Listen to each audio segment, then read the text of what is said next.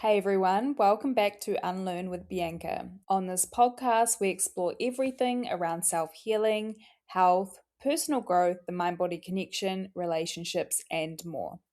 Hey guys, happy new year. I am recording this episode on New Year's Day, so you should have it a few days after that. Today, I am sharing 10 simple and practical tips so that you can support your nervous system and be in a regulated state. Now, I'm not really somebody these days who really sets New Year resolutions. I used to be that girl. I used to set the big goals, often unrealistic goals, without even having the steps to break down and get there. And then I'd find at the end of the year I hadn't completed them, and then I'd get into that cycle. Many of us have been there before. So, what I've really learned to do instead, what now serves me, is having smaller goals that I can focus on for like a quarter of the year at a time. I also have my two guiding words. So I pick these words at the start of each year and they really help me kind of tune into what I want to embody and practice in that year to come. And also, the most important thing that I do is I work on my daily habits, which lead to more capacity in my nervous system. What I have really learned over time is that having a regulated and supported nervous system is essentially like the bridge between actually achieving those goals and setting those goals. Building that capacity to take action, to take momentum, to have clarity, all of that comes from a supported nervous system. If you are new around here, I really encourage you to go all the way back to episode 3 and episode 45 as I talk about the nervous system and essentially like why it is the key player and so important when it comes to every part of our life. Health, relationships, getting what we want, all of it, the nervous system is the foundation. The tips I'm going to be sharing with you today, some of them will be subtle ways that we can work with our environment. Some of them will be more body based, so give you a felt sense of presence and ease in your body. And some will be more brain based and more mental things you can do. The thing that they all have in common, though, is that they are things that will trigger a cue of safety into the mind and the body. And when we trigger these cues of safety consistently and we repeat over time, just like putting the reps in at a gym, that is when our nervous system starts to reshape. That is when our brain starts to reshape. It happens through consistency and practice. Having a regulated and supported nervous system is not about being calm like a Buddha all of the time. It's actually about having the capacity to be present and being able to respond accurately depending on what's going on in life. So, not abandoning yourself when there's discomfort. If there's a threat, if there's something that you need to respond to in a fight or flight response, means accessing that, but then coming back to a more rested state. That is how we want our nervous system to work, being able to move between different states, but essentially spending most of the time in a parasympathetic rest and digest state. Now, a lot of us in today's day and age, we don't spend a lot of time there predominantly. We get stuck living in a fight or flight response or a freeze response or a shutdown response, and a lot of that has to do with our previous experiences and just the day and age that we live in. So, as I go through this list today, I just want you to pick 2 or 3 and really focus in on them for the first 3 months of the year or the first half of the year. And then you can come back and re listen to this episode and maybe pick another 2 or 3 different ones to focus in on. What we don't want to be doing is trying to do too many things perfectly at once, because perfect doesn't exist, and actually forcing yourself to like hone in on so many habits that can actually tip us into a stress response because we're putting more pressure on ourselves. So I will keep saying this, I'll be preaching this forever. Keep it simple, focus on just a few habits, and that is more than enough to start signaling safety back into the nervous system. Okay, let's go. Number 1 is intentionally slowing down. Now, this will especially apply to those who find themselves always on the go, those who find themselves struggling to slow down. Not so much the people that are more in a shutdown response and don't have the energy or procrastinate. This is more for people that are on the go, they're achievers, they operate at a high level, high functioning. So, for those people, before you tell me you can't slow down, which I've heard before, I would get you to ask yourself, is it because there's no time to slow down? Or is it because when you do slow down, it feels uncomfortable to slow down? I have had this so many times with clients and people saying, when I go to do that 5-10 minute meditation, it's really uncomfortable and I get distracted. When I go to sit down, I'm just thinking about all the things I need to do. And they feel like there's something wrong with them. There is nothing wrong with you. If you're relating to this, there is nothing wrong with you. This inability and discomfort with slowing down, it's all about having an overactivation of the sympathetic branch of the nervous system, which is that fight or flight response. So, why this happens is usually because at some point in the past, whether it be previous trauma or experiences in the past, at some point, your nervous system would have learned that the fight or flight response was really useful to get you through a situation. So maybe a situation where you weren't safe and you had to do something, and there's that key word, do, because fight or flight we're doing. Maybe if you achieved and you push yourself really hard, then that got you validation or love. Whatever it was, that fight or flight response being activated, it worked really well. And if it worked well in the past, then what happens is your nervous system is going to give you more of it. It helped you survive, it helped you manage, it helped you control something, it helped you get through something. Your system will keep reverting to that same strategy. But now, 2026, when the threat or the initial thing it helped you with is long in the past, yet the nervous system is still responding from that sympathetic fight or flight dominance, it's more of a protection mechanism. And that's when you start to notice patterns like constantly doing things, like constantly making sure the house is perfect and fixing things and always finding something to do, over managing and thinking that if you do something, I've got quotation marks here, if you do something better, then everything will be in control, everything will be perfect. It's when you feel safer controlling things than when you do in rest. And it can even show up being really busy to avoid feeling things that are going on behind the scenes. Now, for me personally, I really resonated with this inability to slow down and just to be for a huge chunk of my life. And I may have shared this example I've had personally on the podcast before, but I'm going to share with you guys again. When I was in my mid 20s over in London, I remember so clearly one Sunday morning, I got up, I was all ready to go to the markets.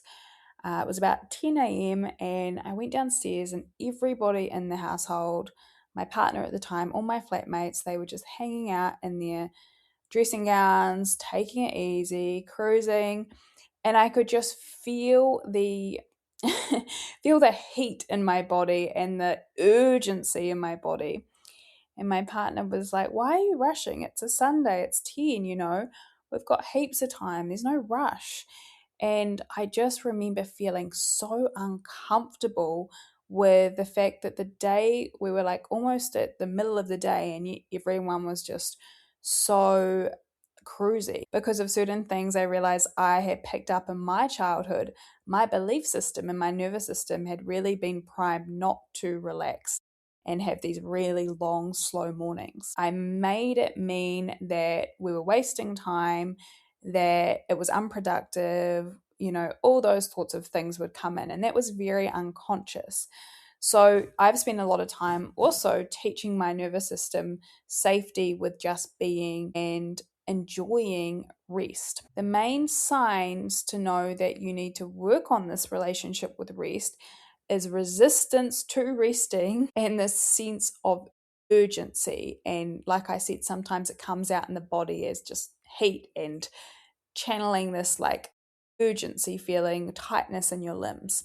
So the question, how do we actually do this? How do we actually practice rest?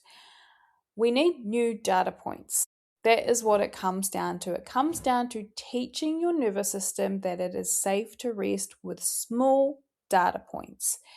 Now, I'll give you some examples, the ones that I think are the best ways to do this. Number one is simply slowing down movements. Have you ever found yourself vacuuming or cleaning or cooking and there's no rush? You don't need to be anywhere, but you just find yourself doing the movements so quickly or really like vacuuming super fast. Purposely slowing down the motion, releasing your grip a little bit, taking a breath, relaxing your shoulders, slowing things down. Simply by doing that, you are going to be moving from an urgency state into a rested state. It's like one simple thing you can do. Even I noticed for myself, I used to walk so quickly, even though I had nowhere to be. If I was walking around the block, it was like a super speed walk. Just actually slowing down your walking pace is another example. The other thing you can do is purposely slow down your speech. So when you're talking, what I notice a lot with people who have anxiety is their voice speeds up really quickly. Then your breath becomes more shallow, which actually keeps that fight or flight response activated. So, purposely slowing down your speech, which I'm kind of doing now, it encourages deeper and fuller breaths. And then that naturally activates the vagus nerve, and then we naturally feel more calmer and grounded. Other micro ways we can practice rest, getting into nature and just being present with nature is a really great way to do that. If you're somebody who gets into the pattern of overworking, it could be that you add 5 minutes onto your lunch break, or you go home 5 minutes earlier if you have that option, or finish up your work 5 minutes earlier. Because by doing that, we are doing that in small increments to show the nervous system that when I do this, things are still going to be okay. Things aren't going to fall apart. So notice in all of these things I'm saying, I'm not necessarily saying like lie down and rest on the couch. I'm saying rest as in it can even be active rest, but where you're not feeling like you have to be doing constantly. And one more thing on this that's really helped me, if I have to do something productive rather than just pushing through and putting a lot of pressure on to get everything done, I will purposely do something I enjoy or something that makes me feel good. Maybe a walk around the block, a quick dance to a song, what else? Playing with a pet, calling a friend, something like that before I do the productive thing. I notice and I take the time to notice as I go in to do the productive thing, I feel more spacious, I feel more relaxed, and I actually feel like things are easier to do because I've given myself that space. Number two, the second thing we can do to support our nervous system, cut back what we are looking at and what we are consuming digitally. Digitally? That's a hard word to say. What you are feeding your brain and your nervous system. Yes, it's about what you're eating, how you're moving, what you're thinking, but it's also about what you're consuming on the whole. And that includes media and what we do on our devices. I am one of those people that believes it's not the device that is the issue, it's how we're using the devices. I sound old saying that, the devices, how we're using technology. But with the pace of AI and how everything's going, it still really does scare me about how quickly things are moving. And also just our level of distraction on the whole and how easily we are pulled into our devices.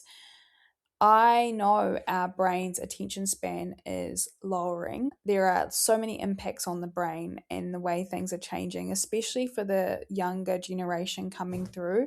I mean, it's big enough of an issue for people, millennials like myself, who had technology for half their life.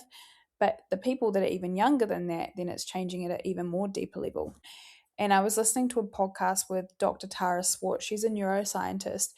And she said that if you read a full newspaper today, you'd take in as much information as someone took in across their entire lifetime 100 years ago.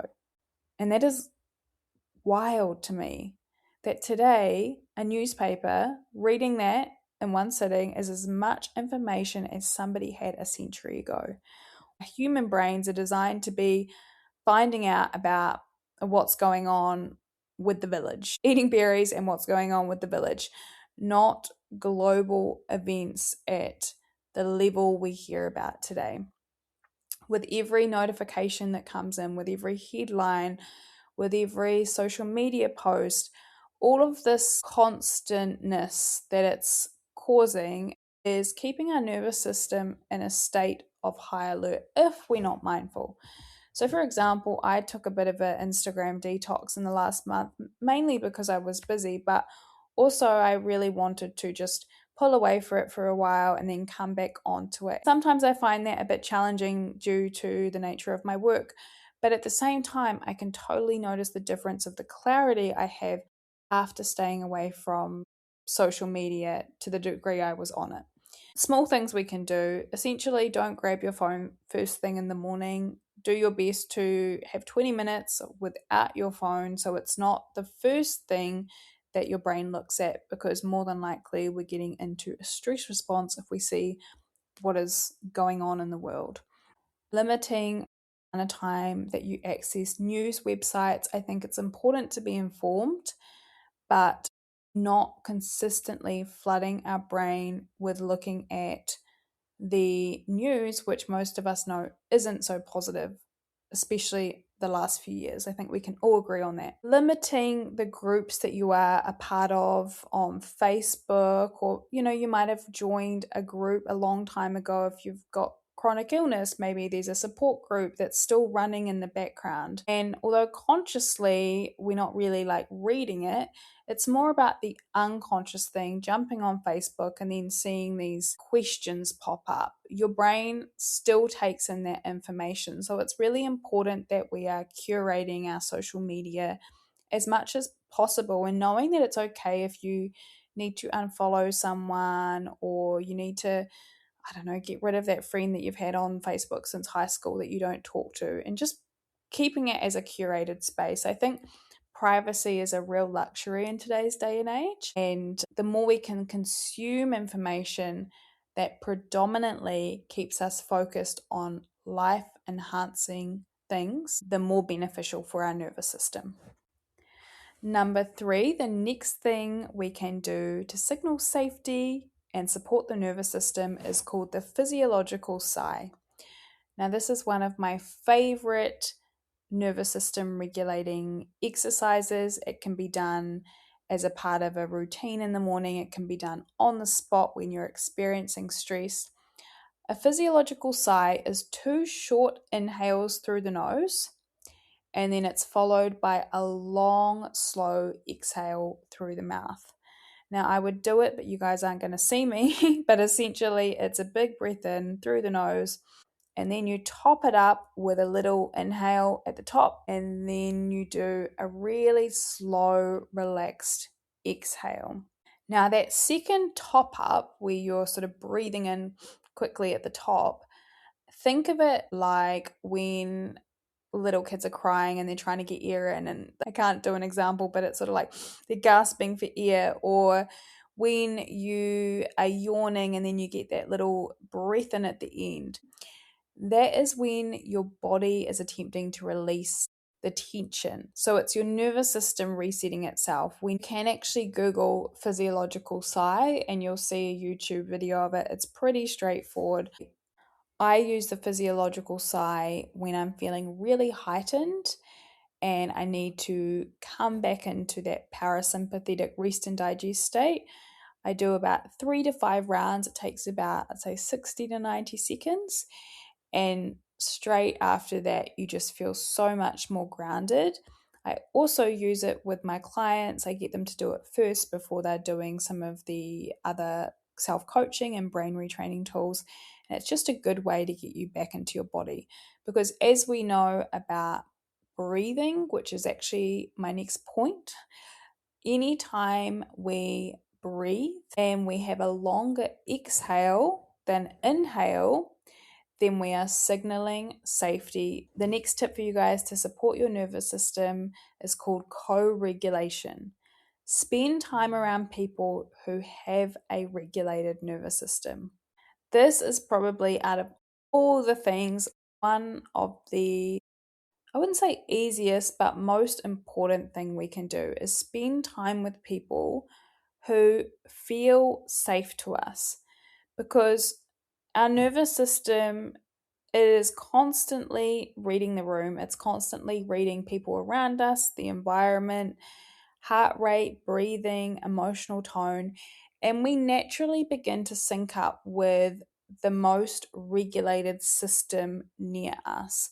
If there are predominantly regulated or people that are calm and at ease in the room, we are going to start to feel that. If there are a lot of people in the room that are focused on fear and are in a state of anxiety, you're also going to feel that. So really being intentional when you can to choose your company wisely.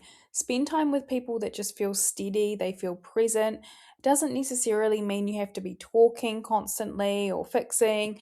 It's just being in their presence. It's enough for your body to learn that it's safe to relax and be. I read this quote recently that said, if you want a village, you need to be a villager. And at the time, I was like, that seems so simple, but it's actually quite profound because so many of us are looking for community and connection.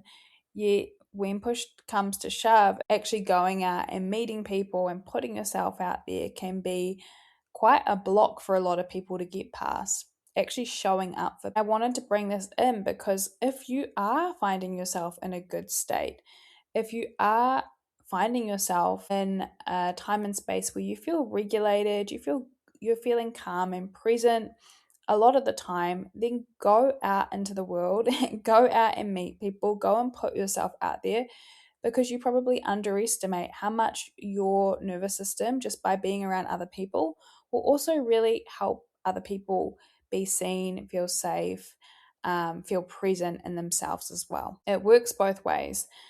You give safety and then you receive it on the other side. The next tip, simple tip to stay regulated, is just allow yourself to feel the feeling.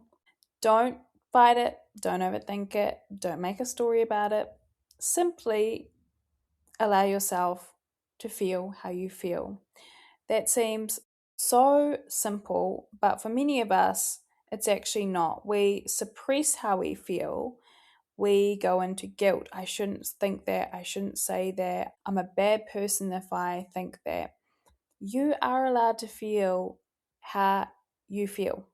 It's okay to feel how you feel. You don't have to even say it out loud. It's just giving yourself permission to have that feeling.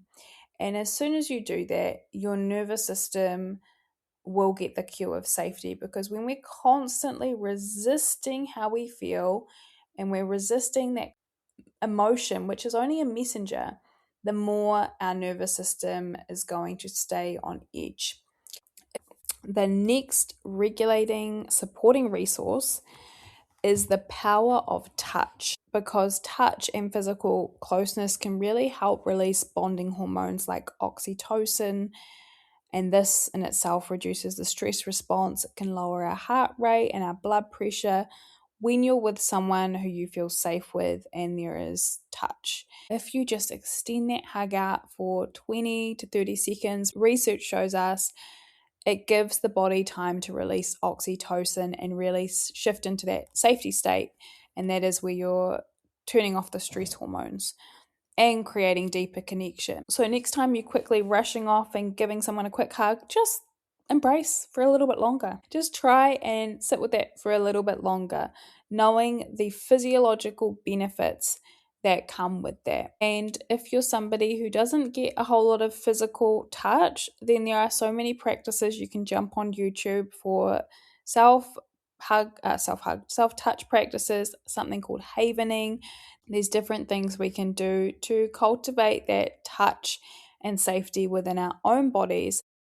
The next tip I want to share is standing in front of the mirror and changing your posture intentionally. before you start your day. Okay, because what happens over time if we have been busy, if we've been stressed, if we've been spending a lot of time in self doubt or lack of confidence, what tends to happen is the body starts to take postures to reflect that. So, shoulders end up rounding forward, the chest becomes tighter. You'll notice your head will be tilting down more because you've been internalizing a lot. It actually takes on a protective shape, like it's bracing for a threat. And this is your nervous system's way of signaling, like, stay small. If I stay small, if I stay protected, I stay safe.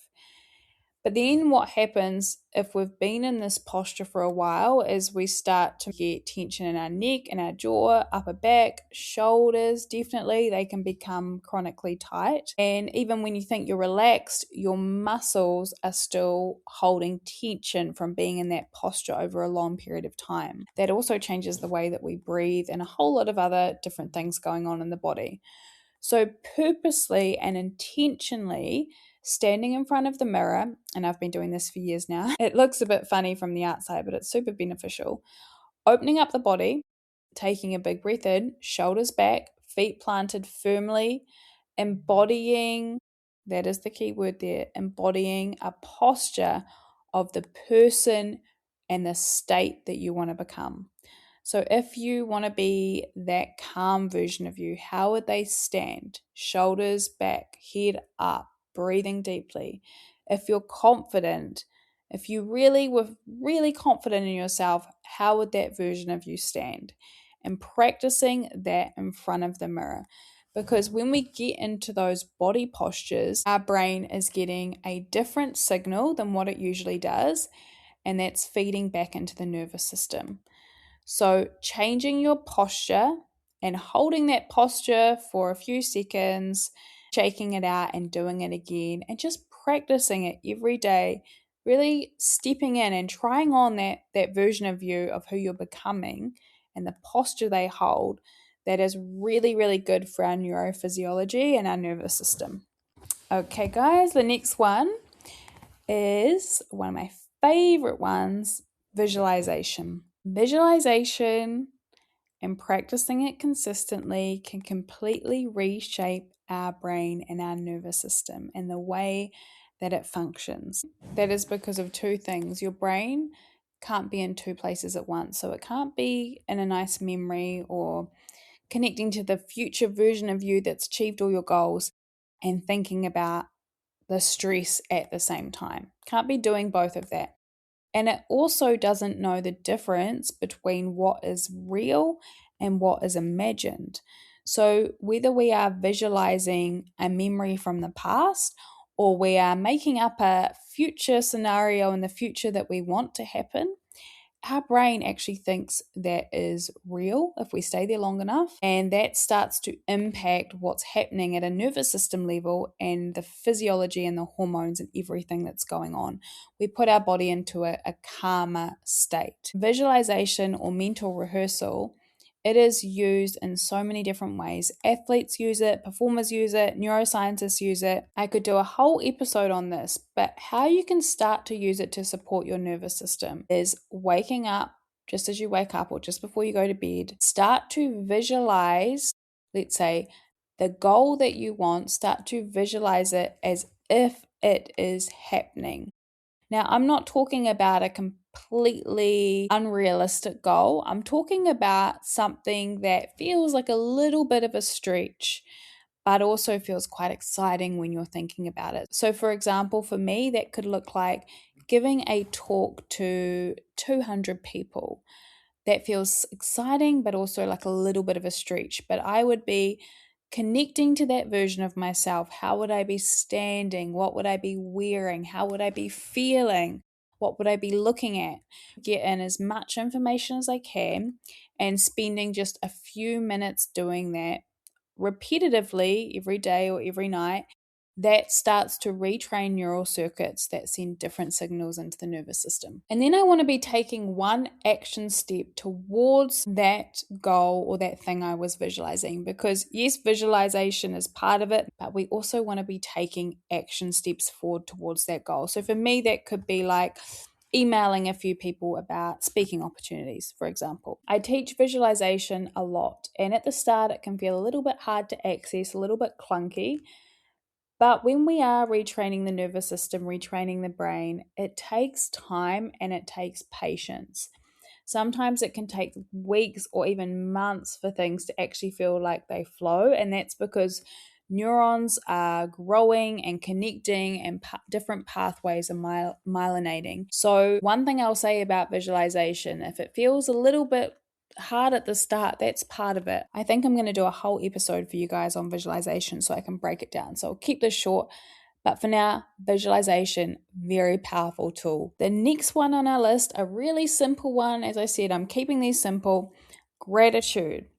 When you are under stress, your brain goes into scarcity mode, and it's more likely to focus on all the things that are going wrong because it's going to want to protect you from those future scenarios happening again. But what happens is that then spikes, when we're in that mental state, it spikes our cortisol, keeps our nervous system on high alert, and keeps us stuck. So, a practice of gratitude, what it really does is it's anchoring us back into these states of joy, of love, of trust, excitement. And when we're in these states, our nervous system gets this safety cue again. So, how you can do this, how I do this, I wake up and out loud, without even getting a pen and a paper anymore. I used to do pen to paper, but now I just say out loud 5 things that I'm grateful for. You can do this of one of two ways. You can just list 5 random things, or you can have each day of the week associated with a different category. For example, Monday might be things I'm grateful for in relationships. Tuesday might be career. Wednesday might be my health. And you can have each day assigned to a different category. I keep it simple. I just say 5 things I'm grateful for. First thing I do when I wake up, and that just pulls me into a regulated state at the start of the day. Number 9, the next tip, a really practical thing we can do at points in the day to regulate, is called orienting. This is a technique that brings us into the present moment by using all 5 senses to engage with our surroundings. Because when we're stuck in a fight or flight response, we are like honed in. Yeah, we're very much in our reflex thinking. Rather than just talk you through it, let's do it real time. I'm going to help you orient to your surroundings. If you're with me, take a deep breath in. Let it all go. Allow your shoulders to soften, your jaw to soften. Notice the surface beneath you. Now I want you to gently look around slowly with your eyes and notice 5 things in your environment. Could be something in front of you, could be a color, a piece of furniture. Name them silently or out loud.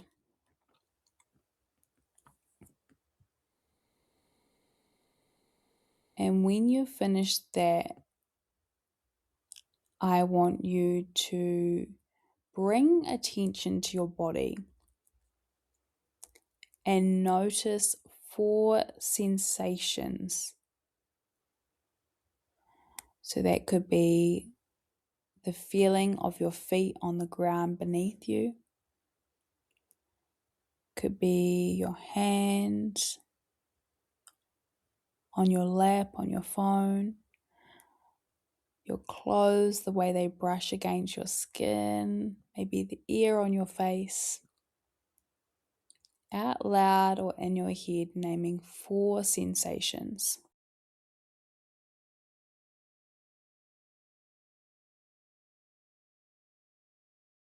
And when that is all done, we're going to tune into 3 things that you can hear, really shifting your attention to sounds.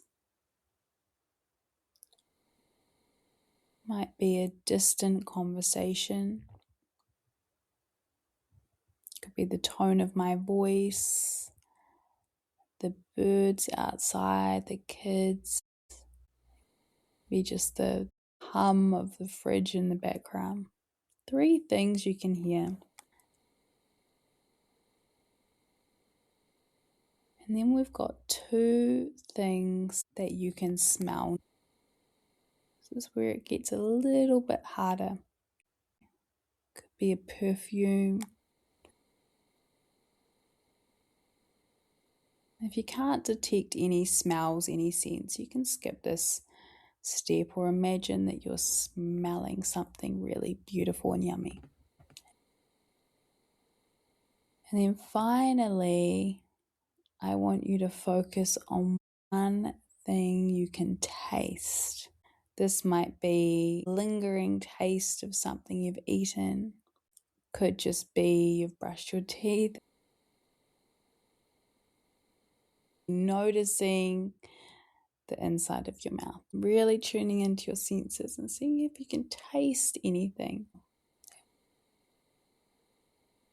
When you've done this, just move your gaze back to neutral. Take a few breaths in again. And just notice how you're feeling now. By really using all your senses like this, you are sending your nervous system a message that you're safe, you're present, and that you're grounded. And this is just one short practice we can use that gets you back into your body and you can do at any point in the day. And my last tip for you guys today to regulate and support your nervous system is to practice some compassion with yourself. There's 2 things I like to keep in mind, or 3 things I like to keep in mind when we're doing this. Number 1 is asking yourself, how would a friend talk to me in this situation? When you find yourself beating yourself up, when you find yourself being critical, think about that friend of yours. What would they be saying to you in this situation? Or if they were going through the same thing, what would you say to them? If it's not a friend, you could also imagine you're talking to a young person. Would you talk to a small child the way you're talking to yourself right now? The answer may be no, and therefore how would you be talking to them instead? I do not think we have to go from critical, beating ourselves up, to self-love. No. But if we can go from being self-critical to being neutral, then that's a huge step in the right direction. And again, we're turning that threat response down in the nervous system. Every time we challenge that inner dialogue, that negative dialogue, by starting to ask, is this a fact? Do I actually know this for sure? And start questioning it and start thinking of other options, other possibilities.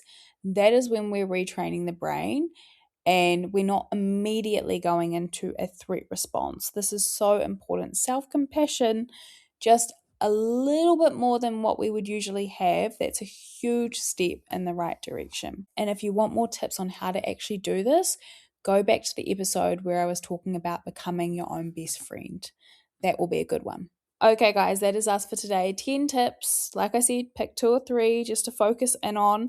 Let me know what one stood out the most for you, because I can do an episode where I really hone in a little bit more detail. I hope you've enjoyed today's episode. New year, let's go. We're in it together. I hope you guys have a beautiful week, and I'll see you on the next episode.